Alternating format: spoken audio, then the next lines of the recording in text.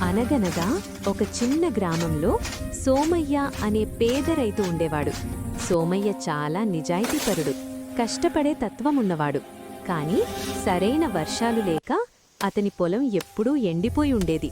ఉన్న కొద్దిపాటి విత్తనాలతోనే అతను ప్రతిరోజూ పొలంలో చెమటోడ్చి పనిచేసేవాడు. ఒకరోజు సోమయ్య తన పొలాన్ని దున్నుతుండగా మట్టిలో ఏదో మెరుస్తూ కనిపించింది. అతను జాగ్రత్తగా తవ్వి చూడగా అక్కడొక వింతైన మొక్కజొన్న విత్తనం దొరికింది.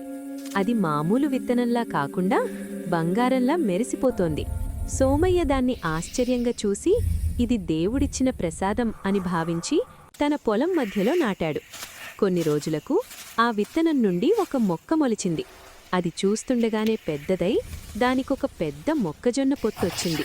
ఆ పొత్తులోని గింజలన్నీ స్వచ్ఛమైన బంగారంతో మెరిసిపోతున్నాయి. సోమయ్య సంతోషానికి హద్దుల్లేవు. ఒక్క బంగారు గింజను అమ్మినా అతని పేదరికం పోతుంది. కాని సోమయ్యకొక ఆలోచన వచ్చింది. నేనీ బంగారాన్ని అమ్ముకుని ధనవంతుణ్ణి కావచ్చు, కాని నా చుట్టూ ఉన్న గ్రామమంతా ఆకలితో అలమటిస్తోంది. నేనీ ఒక్క పొత్తును అమ్ముకుంటే నా కడుపు నిండుతుంది, కాని అందరి కడుపు నిండదు. అందుకే అతనా బంగారు గింజలను అమ్మలేదు.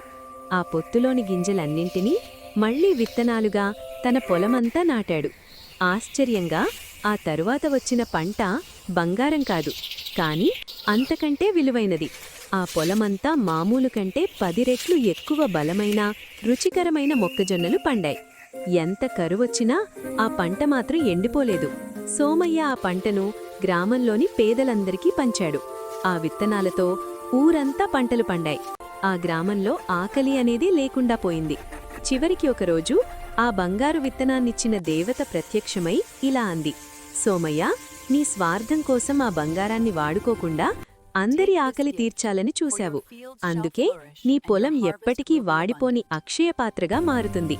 ఈ కథలో నీతేమిటంటే, స్వార్థం చూసుకుంటే సంపద మాత్రమే వస్తుంది, కాని పరోపకారం చేస్తేనే నిజమైన తృప్తి మరియు గౌరవం లభిస్తాయి.